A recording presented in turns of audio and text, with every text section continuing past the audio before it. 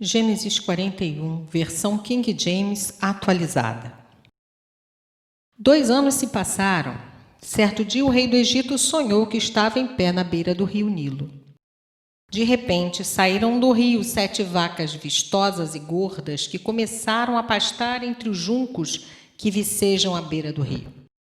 Logo em seguida saíram do rio outras 7 vacas de aparência feia e mal alimentadas e se alinharam ao lado das primeiras, na margem do rio Nilo.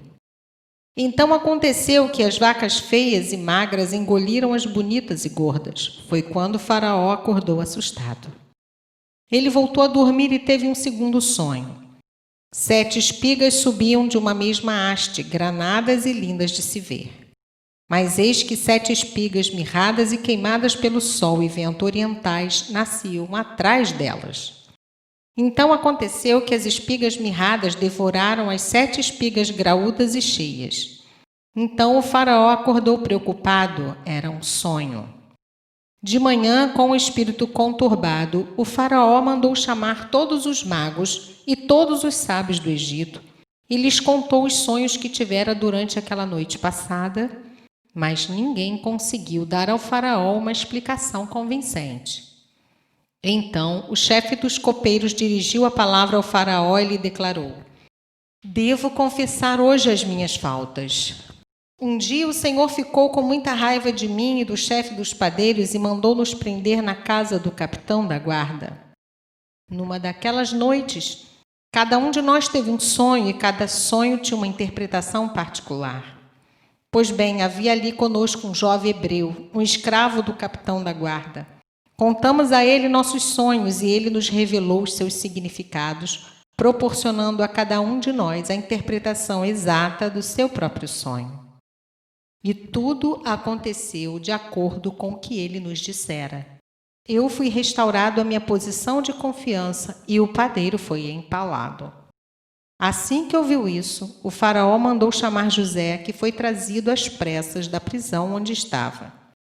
Depois de se barbear e trocar de roupa, apresentou-se perante Faraó. Então o Faraó dirigiu a palavra a José e declarou: Eu tive sonhos que ninguém consegue interpretar.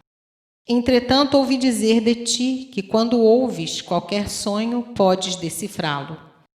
Contudo, José disse ao Faraó: Quem sou eu? É Deus quem dará ao Faraó uma resposta favorável. Então o faraó contou a José o que sonhara. Em meu sonho parecia-me estar em pé na margem do Nilo. Eis que subiam do Nilo 7 vacas bem alimentadas e de bela aparência, que começavam a pastar entre os juncos. No entanto, eis que outras 7 vacas emergiram logo depois delas, exaustas, de aparência feia e mal alimentadas. Jamais vi animais tão debilitados em toda a terra do Egito. As vacas magras e feias devoraram as 7 primeiras, as vacas gordas. Mesmo depois que as devoraram, não demonstraram qualquer benefício em tê-las devorado, porquanto a sua aparência continuava tão extenuada e feia quanto no início. Então acordei. Mais tarde voltei a sonhar e vi 7 espigas de cereal, cheias e saudáveis, que cresciam no mesmo pé. Depois delas brotaram outras 7 espigas, murchas e mirradas, ressequidas pelo sol extenuante e o vento leste. As espigas magras engoliram as 7 espigas boas. Contei isso a todos os magos e adivinhos do Egito, mas ninguém foi capaz de esclarecer-me. Então José explicou ao rei: Em verdade, o faraó teve um único sonho, pois ambos têm o mesmo sentido. Deus anunciou ao faraó o que ele vai realizar proximamente. As 7 vacas belas e gordas significam 7 anos, assim como as 7 espigas saudáveis e cheias representam 7 anos. É um só, o mesmo sonho, portanto. As 7 vacas feias e magras que sobem em seguida simbolizam 7 anos. E também as 7 espigas mirradas e queimadas pelo sol e o vento oriental é que haverá 7 anos de fome. É exatamente como eu anunciei ao Senhor. aprove a Deus mostrar ao faraó aquilo que ele vai fazer proximamente. 7 anos vindouros de muita fartura chegarão e abençoarão toda a terra do Egito.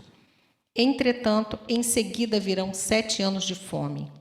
Então, todo o tempo de abastança será esquecido, porquanto a fome arruinará a terra.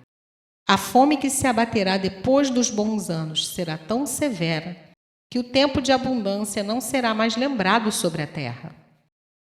O sonho veio a Faraó 2 vezes para deixar claro que Deus já decidiu por assim agir e se apressa em realizar o que determinou.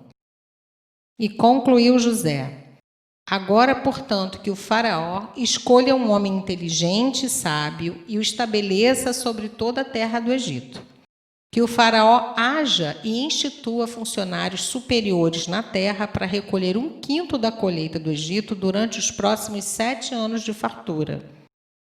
Eles deverão reunir todos os víveres que puderem desses bons anos que virão e acumular estoques de trigo que, sob o controle do Faraó, serão armazenados nas cidades. Esse estoque servirá de reserva especial para os 7 anos de fome que se abaterão sobre o Egito, a fim de que a terra não seja aniquilada e o povo não morra de fome. A palavra e o plano de José agradaram ao Faraó, os seus sábios e conselheiros. E, portanto, o Faraó proclamou diante de sua corte e oficiais: encontraremos um homem como este, em quem esteja o Espírito de Deus? Então o Faraó declarou a José: visto que Deus te fez saber tudo isso, não há ninguém tão perspicaz e sábio como tu em nossas terras. Tu serás o administrador do meu palácio e todo o meu povo se conformará às tuas ordens. Só no trono te precederei. O Faraó disse mais a José: vê, eu te estabeleço sobre toda a terra do Egito. E o Faraó tirou do dedo seu anel-selo e o colocou no dedo de José. Mandou que o vestissem com linho fino e colocou uma corrente de ouro fino em volta de seu pescoço. Também convidou a subir em sua 2ª carruagem real, tendo à frente os arautos do império que iam bradando: Abrac, inclinai-vos! Assim José foi empossado no comando de toda a terra do Egito. E acrescentou ainda o Faraó: eu sou o Faraó, mas sem tua permissão ninguém erguerá a mão ou o pé para dar um passo em toda a terra do Egito. E o Faraó impôs a José o nome de Zafenate-Paneia e deu-lhe por mulher Azenate, filha de Potífera, sacerdote de On, cidade do Sol. Depois José saiu a inspecionar toda a terra do Egito. José tinha 30 anos quando se apresentou diante do Faraó, rei do Egito, e José deixou a presença do Faraó e percorreu toda a terra do Egito. Durante os 7 anos de abundância, a terra produziu copiosamente, e ele reuniu todos os víveres e o trigo excedente dos 7 anos em que houve grande fartura sobre a terra do Egito, e depositou-os nos armazéns construídos em todas as cidades egípcias. Em cada cidade, ele armazenava os cereais colhidos nas lavouras das redondezas. Foi dessa maneira que José estocou tanto mantimento, que desistiu de ficar pesando e contabilizando as cifras. As quantidades iam além de toda medida, parecia a areia das praias do mar.